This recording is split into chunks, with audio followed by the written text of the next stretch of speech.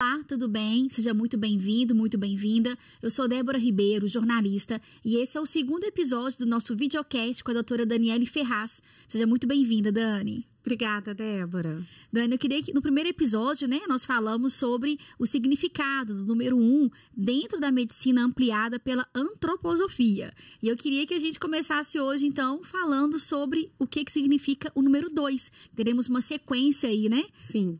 Então, a primeira coisa é que a medicina que eu faço no ser humano, a visão do ser humano não está desconectado do todo, né? Então, entendendo a criação, e nada melhor para entender a criação do que a matemática. A gente pode entender o próprio ser humano. Então, a gente falou do número 1, que é a nossa individualidade. Então, tudo que tem no nosso corpo, que é único, é uma marca da nossa individualidade. É diferente e o órgão ou aquele local específico do corpo humano que é marcado pelo número 1 é diferente do número 2. Então, por exemplo, na outra vez a gente falou da escola Waldorf, da pedagogia antroposófica, que a professora fala na primeira aula do número 1, que é o maior número de todos, e ela quebra o pauzinho e fala, e agora o número 2? E ela dá um trabalho, um dever de casa, para as crianças observarem ao redor dela o que tem 2, o número 2. E elas se voltam naturalmente para o seu próprio corpo. Professora, eu tenho 2 braços, eu tenho 2 pernas, eu tenho 2 olhos, né? Eu tenho 2 ouvidos. E qual é essa diferença? Então, a gente tem na criação o princípio do 1, que é o princípio do todo, que contém o manifestado, vamos dizer assim, Deus Pai, certo? E ele vai se manifestar. Então, naturalmente, o número 1 se divide em 2, em polaridades, né? E daí nasce, então, o quê? Dia e noite, né? Positivo e negativo, homem, mulher. O que é leve vai para cima, o que é pesado se deposita, não é? Na criação, sim. Quando a gente estuda os 7 dias da criação. Então, em nós, esta polaridade, ela forma o quê? O que é duplo em nós, né? E por que isso? Então, a gente tem uma individualidade que quer vir à experiência humana, né? Quer vir encarnar, tornar-se carne na Terra, né? Para quê? Buscando experiência, né? Buscando autodesenvolvimento, crescimento, que é a única coisa que a gente vai levar dessa vida. Sim. Né? Aquela expressão, pensando nisso tudo, Dani, aquela expressão que ninguém é feliz sozinho, isso é verdade? Ou é possível? Porque hoje a gente vê muito esse discurso, né? De que as pessoas não precisam uma das outras, né? Que você pode ser feliz sozinho, né? Aprender a ser feliz sem depender de uma outra pessoa. Essa é uma balela que estão tentando vender aí para a sociedade? Ou realmente é de fato, né? Esse tem que ser o caminho? Tá, guarda essa pergunta, porque quando a gente discorrer sobre todo o número 2, a gente volta nela, pode ser? Combinado. Tá bom. Então a gente tem essa polaridade. Por que essa polaridade? Porque esta individualidade que somos nós, né, está buscando uma experiência humana, física, encarnada. E a gente precisa de ter liberdade de escolha. E para ter escolhas, você precisa ter pelo menos 2 alternativas, certo? Então, a gente está falando aqui da nossa alma. Antes, a gente estava falando do nosso espírito, nosso eu. Aqui, a gente está falando da nossa alma. Que ela, então, transita entre polaridades. Para quê? Para que o nosso eu, que está acima dela, faça uma escolha.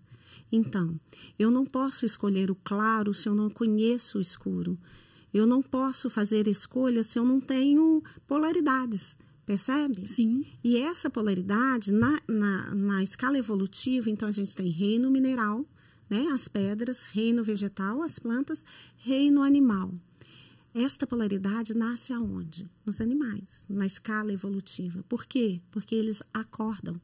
Eles ciclam dia e noite e eles têm um mecanismo de luta ou fuga, certo?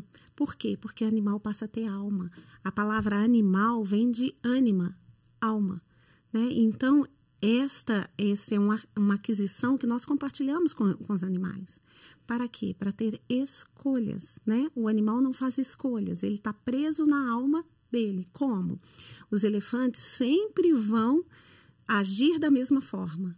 Os cachorros sempre da mesma forma, percebe? Sim. Porque a liberdade deles é muito restrita em luta ou fuga, é sobrevivência, é instinto básico, né? Nós, seres humanos, a gente transita, eu costumo associar com um pêndulo, fazer a imagem de um pêndulo. Então, se você pega um pêndulo, ele pode ir para a esquerda ou para a direita, o tempo inteiro, certo? Uhum.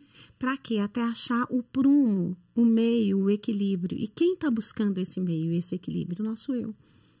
Então, é através dessa transição, desse transitar da nossa alma, que é onde a gente guarda as nossas emoções, certo? Que a gente pode escolher nosso prumo, nosso equilíbrio na vida. Né?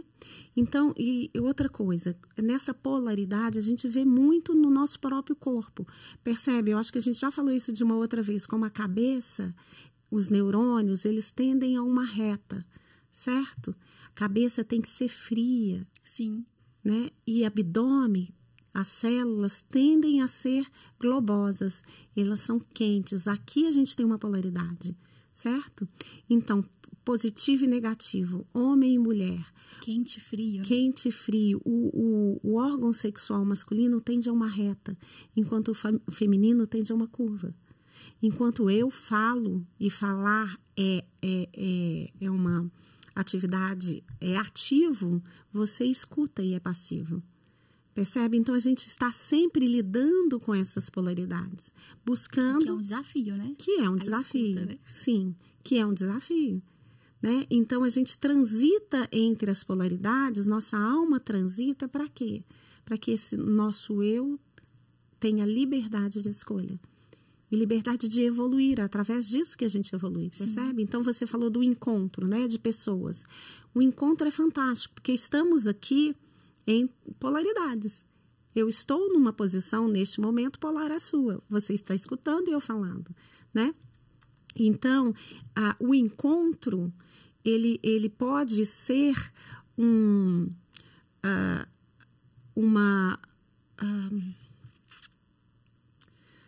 oportunidade de evolução, sempre. Eu tinha perdido a palavra oportunidade. Então, o encontro de duas pessoas ou mais é sempre uma oportunidade. O que a gente faz com ele, né, vai depender do que nós vamos levar dessa oportunidade.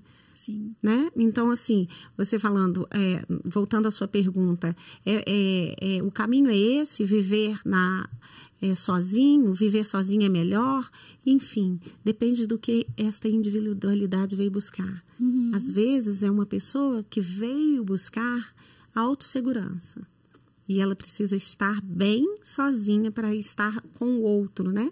Tem pessoas que não têm esse desafio na vida. Sim. Né? Tem outro tipo de desafio. Tem pessoas que o maior desafio é estar com o outro e se manter em si, sem se perder no outro, sem se perder na relação, né? Então, tudo depende. A minha melhor resposta para a sua pergunta é depende. Sim. E daí você falou aí sobre equilíbrio, né? E é um desafio hoje também, né? Nos dias de hoje, conseguir se manter em equilíbrio, né? Com tanta informação, né? A gente está numa sociedade, né, que preza o tempo inteiro pela produção, pelo resultado, né, de você ali estar gerando algo. Então, como conseguir hoje manter esse equilíbrio? Então, eu acho que o desequilíbrio, né, o que você está falando, vem dessa desconexão da gente com a gente mesma, né, de um sentido na vida. Quando a gente tem este sentido, que é o mais profundo, que é o que a gente propõe na medicina ampliada pela antroposofia, porque o que a gente vê?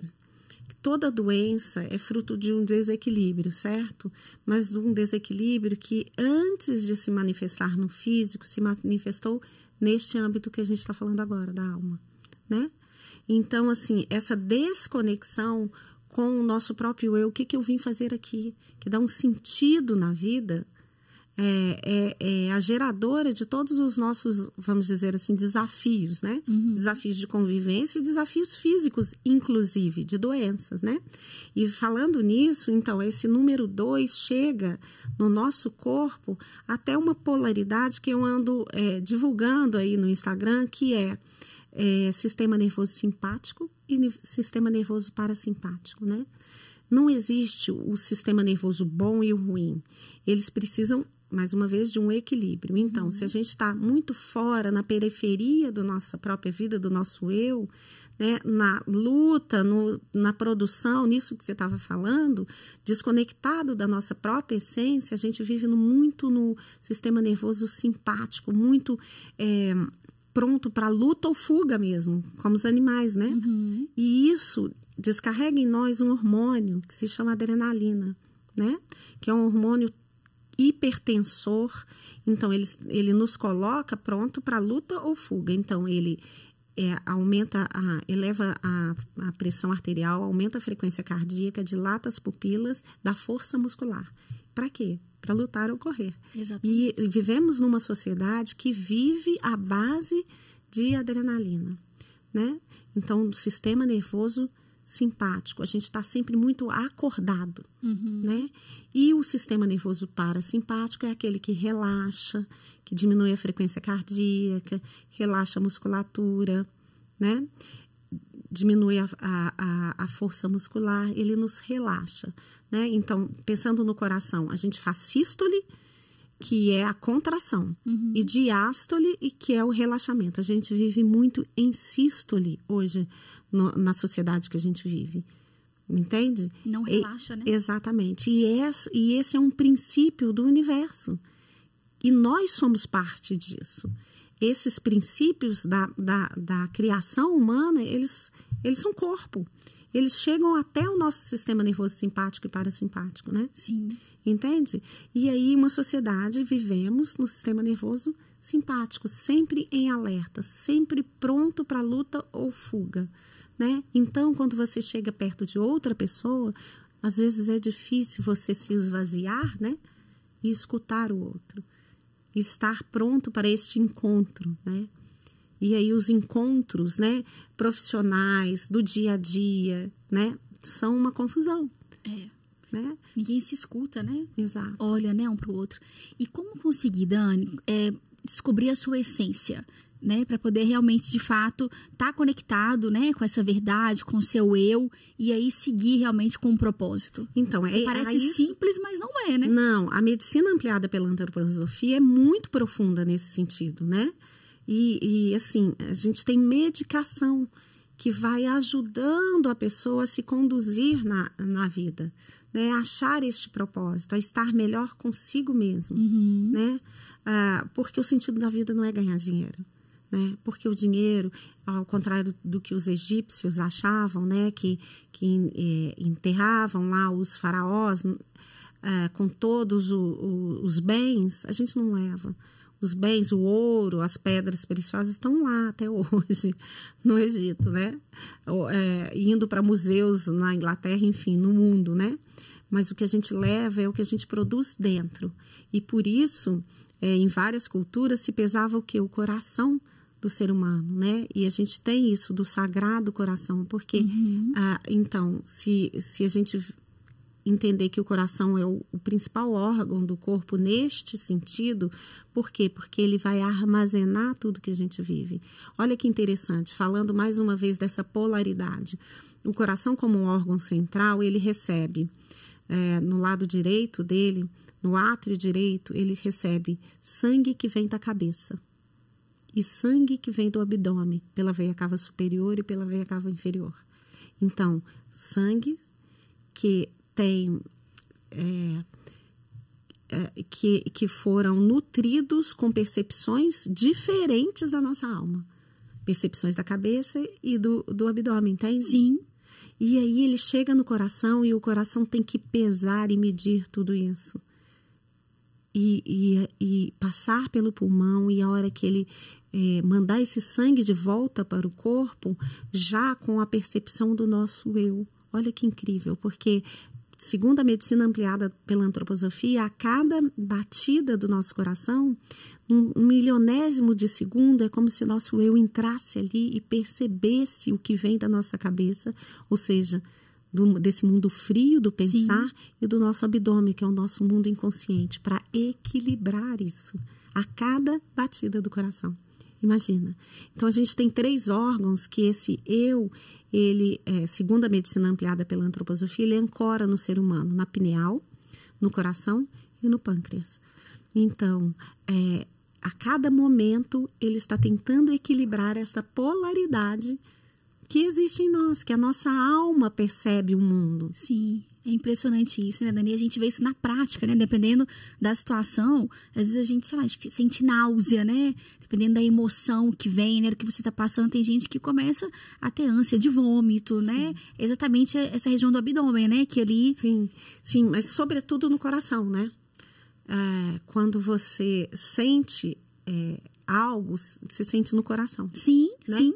Você pode ter um sintoma físico, mas a percepção, o coração é um órgão de percepção. Repara para você ver. A gente acha que é a cabeça. E aí tem uma área da ciência provando que o coração é esse órgão central, que o campo eletromagnético que o coração gera é muito maior do que o que a cabeça gera. Olha que incrível, né? Mas então, voltando à polaridade... E daí vem, talvez, aqui alguns casos, né? De infartos, exatamente, dependendo ali, talvez, do que a pessoa está passando, um momento de muita emoção, que às vezes ela não aguenta. Tem a ver isso ou não? Então, aí tem a ver com esse desequilíbrio, né? Geralmente, as doenças, as principais doenças hoje, a base é o sistema nervoso simpático, né? Com muita adrenalina, muito cortisol, né, circulante, e esse mecanismo sempre de estar em alerta, né? E quando você está em alerta, o desequilíbrio é muito fácil, né? Muito rápido, né? Exatamente. Então, assim, nós vivemos numa sociedade que é difícil parar realmente, o sistema nervoso parasimpático. Eu falo muitas vezes porque, por exemplo, você falou de infarto. Uma das causas do infarto é a hipertensão, ou seja, é estar tenso em excesso, né? E vamos falar de hipertensão. Bruxismo é uma hipertensão nessa região. Sim. Percebe? Quantas pessoas com nódulos de musculares, isso é dor muscular, de tensão muscular. Né? Então, vivemos numa sociedade assim. Estômago é órgão-alvo de estresse, né? Gastrites por estresse. Úlceras, né? Isso. Então, é esse sistema nervoso, mais uma vez, né? Não existe o que é bom e o que é ruim. O sistema nervoso simpático não é ruim. Né? E o sistema nervoso parasimpático, o bom menino e o mau menino, não. É só uma questão de equilíbrio, né? Entre os dois. Nós precisamos dos dois. Uma pessoa com um sistema nervoso parasimpático muito ativo, ela não tem ganas de viver. Né? Ela não tem força para lutar, para ir para a vida, né? É uma pessoa mais apática. E tem algumas doenças que caminham por esse âmbito, né? Sim. Mas a nossa sociedade, indubitavelmente, vive mais no sistema nervoso simpático, no modo de luta mesmo, né? Exatamente. São os sinais, né? Sim. Eu, recentemente, comecei a sentir muita dor nessa região aqui da mandíbula, que começou a me gerar uma dor, uma hipersensibilidade no dente. Sim. Que aí fui fazer todo um check-up, não tinha nada, assim, nenhuma cárie, nada para um canal, algo, era tensão. Tensão muscular. Isso aqui, ó, travando, né, o tempo todo, que começou a dar nódulos nessa região, e aí na hora eu tive que olhar para isso. Sim. Para poder conseguir ter consciência disso, começar a trabalhar esse relaxamento, e aí passou a dor. Sim. Impressionante, né? É isso, sim. E por isso, o conhecimento, eu acho que o conhecimento liberta. Pelo menos quando a gente fala sobre isso, você começa a perceber em você. Né? Se você vai conseguir se tratar ou não, né? São outros 500. Mas se perceber, né? E colocar no dia a dia atividades que levem ao relaxamento, né? A ativação como conseguir, né? Sim. Relaxar no meio disso tudo. É mesmo porque hoje, né, muitas funções, né? No caso das mulheres, principalmente, né? Muitas estão à frente dos lares, né? Cuidam dos filhos, tem que trabalhar, gerar renda. Ainda como conseguir, de fato, gerenciar esse tempo, se priorizar e conseguir esse relaxamento? Então, a gente tem algumas práticas, né? Que eu gosto de coisas que caibam no nosso dia a dia. Porque a medicina ampliada pela antroposofia tem medicações para isso. A longo prazo, a médio prazo, a gente vai ajudando essa pessoa. Mas Eu, por exemplo, tenho algumas dicas que eu uso comigo no dia a dia, a hora que o bicho pega, sabe? Então, por exemplo, coçar o céu da boca com a língua até você lacrimejar. Que legal! E bocejar ativa... O lacrimejar e o bocejar são sintomas da ativação do sistema nervoso parasimpático. Que legal! Então, a gente pode fazer isso, né? E super simples, né? Super simples, super simples. Outra coisa é respirar. Respirar em 5 tempos e expirar em 7 tempos, sem pausa entre a inspiração e a expiração. Né? Então, são coisas que, num momento, entre uma reunião ou outra, num momento de uma birra de um filho, às vezes dá para fazer, né? Então, você faz, como de 3 anos lá, que eu sempre lembro de você. Tem hora de abraçar, de acolher. Não é? Mas tem hora que dá vontade, né? De sair correndo. Nossa, dá vontade de sair. Eu já passei por isso várias vezes, né? Os desafios só mudam, né? Porque o nosso eu precisa disso para evoluir. Mas outra coisa, assim, que eu já coloquei algumas vezes lá no Instagram, na minha página no Instagram, é o exercício da gratidão. Porque quando você acorda e antes de sair da cama, agradece por tudo que você tem de bom, reconhecendo o que você tem, né? Reconhecendo meus olhos perfeitos, reconhecendo, sendo grato por saber escrever, por saber ler, por enxergar, pelas minhas pernas funcionarem, grato pela casa, pelo trabalho, enfim. Todos nós, na condição que seja, temos o que agradecer. Sim. Então, quando você agradece, você já prepara seu corpo de uma maneira diferente do que acordar pensando no trânsito, pensando na conta que você tem que pagar, pensando naquela pessoa que você vai ter que atender, que é um desafio, né? Então, e a tendência hoje é acordar e já pegar o celular, né, Dani? A primeira coisa que muita gente faz é pegar... Você tá na cama, já pega o celular para olhar, às vezes, a hora e já ver o que tem de mensagem, já começa ali, né? Sim. Tem um momento de estresse na cama ainda. Porque você vê uma mensagem, né, que você não estava esperando, enfim. Pois é. E isso, tá vendo? A desconexão da gente com a gente mesmo começa na cama, né? Então, assim, o momento de acordar e de dormir são os momentos que a gente deveria mais cuidar para fazer uma higiene, né, do que passou durante o dia e preparar o novo dia, né? Então, esse exercício da gratidão, ele é maravilhoso, tanto para dormir quanto para acordar. Por isso, a tradição de se fazer uma oração, né, de orar, de rezar antes de dormir, também esvazia a gente, né? É verdade. Televisão no quarto é terrível para isso, né?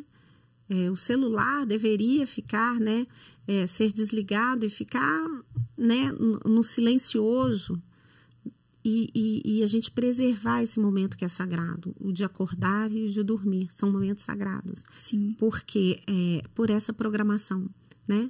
Então, escutar coisas boas antes de dormir, né? Fazer uma oração, escutar uma música que te inspire, agradecer. E eu falo também na minha página no Instagram sobre o caderno trash, né? O caderno do lixo. Escrever, tirar de você, escreve o que está ruim, né? Escreve o que você tem que fazer no outro dia para não ficar na tua cabeça, tá ali escrito, né? Diminuir essa ansiedade, né? Essa preocupação. Exatamente, porque somos uma sociedade hipertensa. Apesar de muitos de nós, graças a Deus, não manifestarem a hipertensão como doença. E o que é hipertensão? Do ponto de vista da medicina ampliada pela antroposofia, todo hipertenso é um hipotenso perante a vida. O que significa isso? Significa que a vida está nos invadindo demais e a gente não consegue colocar limite. Sim. Então, percebe que somos todos hipertensos nessa sociedade, apesar de não termos o diagnóstico de hipertensão. Sim. Entende? Que é, mais uma vez, esse número 2. Sistema nervoso simpático, sistema nervoso parasimpático, né? Nesse caso, é o nosso desafio, né? Entre o bem e o mal, está sendo o mal da nossa sociedade, né? E a gente precisa voltar para esse equilíbrio, que é o que o nosso eu está querendo. Imagina se nós nos tornarmos uma sociedade que supera esse desafio. E com esse autocontrole, né? Sim. Que hoje as pessoas estão anestesiando, né? Na hora que vem uma emoção ruim, acha que já é o motivo, né? Assim, de buscar um antidepressivo. Claro que não tem que descartar isso, né? Quando é necessário, claro que é importante. Sim.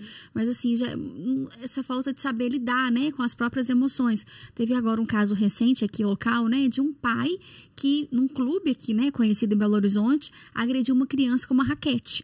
Porque os filhos se desentenderam, o pai pegou uma raquete e agrediu a outra criança. Então, olha esse exemplo, né? De um adulto, né? Um pai completamente, né? Sem equilíbrio, agredindo uma criança. Nossa. Muito sério, né? Muito sério. Então, é isso que você está falando, esse número 2, né? Totalmente aí em desequilíbrio. Né? Assim, a ponto de ver uma criança como um inimigo, né? Exatamente. A ponto de ver uma criança como um inimigo. Assustador. É assustador. E assim, né? No trânsito, em todos os lugares, né? Sim. Porque essa... Mas eu acredito o seguinte, a mesma escada que é para descer, é a mesma escada que sobe, né? Então, assim, e é isso que eu queria chegar, assim. Somos uma sociedade que está sendo pressionada contra a parede, né? Assim, eu acho que o desafio nunca foi tão interno, se a gente olhar na história humana. Por quê? Porque hoje a gente tem mais autoconsciência. A gente tem a possibilidade de ter mais autoconsciência. Sim. Né? Então, também é uma sociedade em que este eu está pronto para se manifestar. Imagina que era isso que eu ia dizer antes, se a gente consegue chegar cada vez mais nessa dádiva de cada um estar cada vez mais em conexão com o que você veio fazer aqui. Sim. Com a sua individualidade, entende?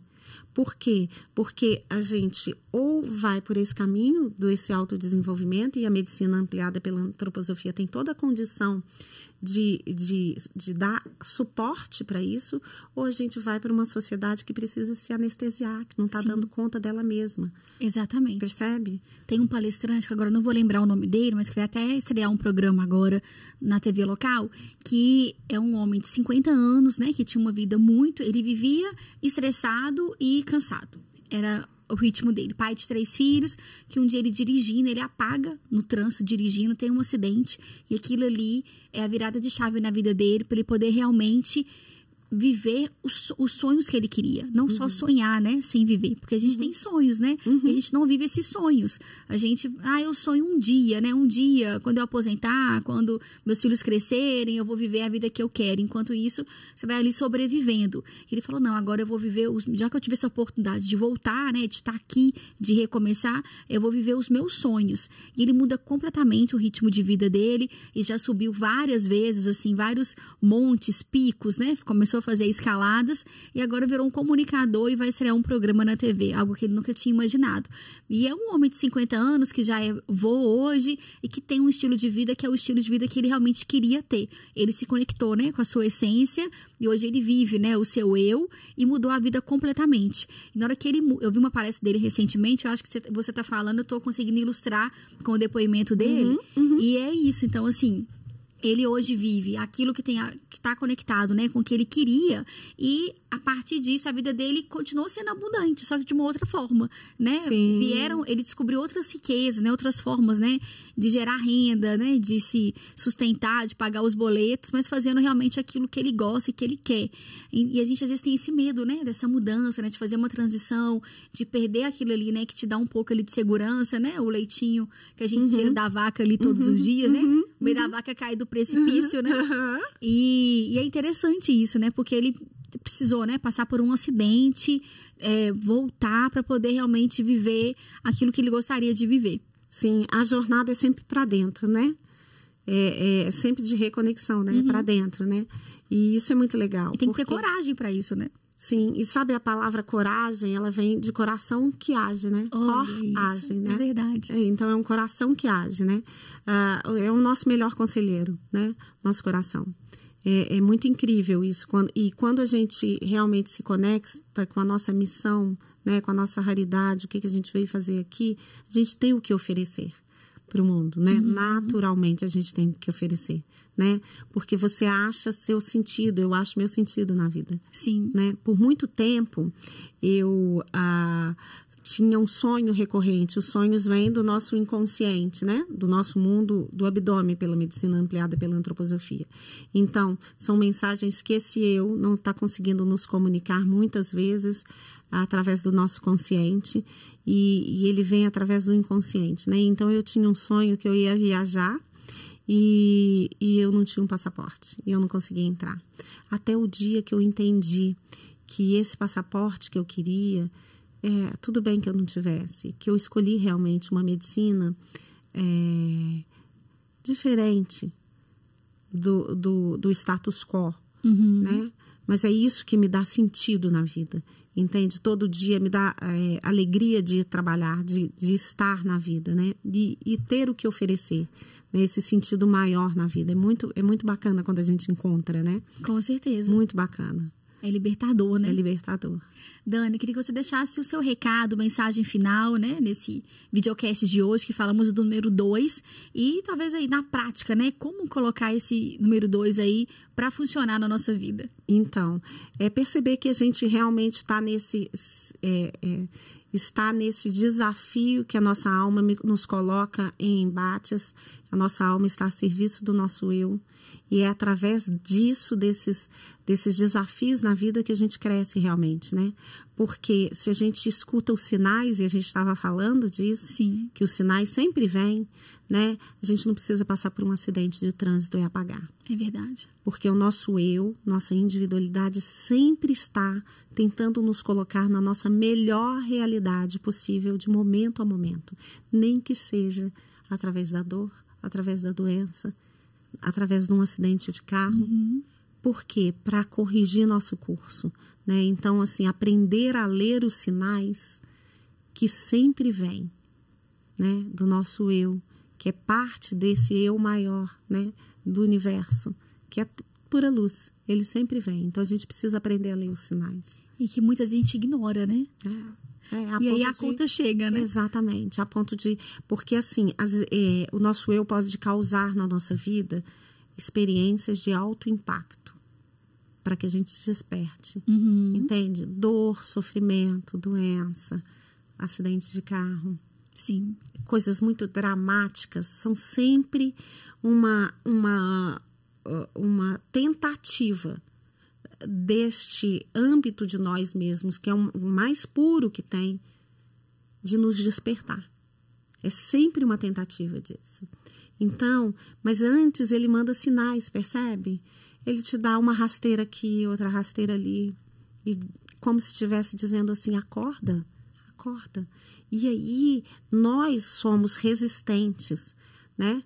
Uma resistência muito grande, fazendo muito esforço para viver sistema nervoso simpático. Na luta, nós resistimos até ao nosso eu, ao nosso âmbito mais profundo. Sim. E aí ele tem que nos mandar situações cada vez mais de alto impacto, para ver se a gente desperta, até um acidente de carro, por exemplo. É verdade. Mas antes desse acidente, eu tenho certeza que essa pessoa recebeu vários sinais, vários chamados antes.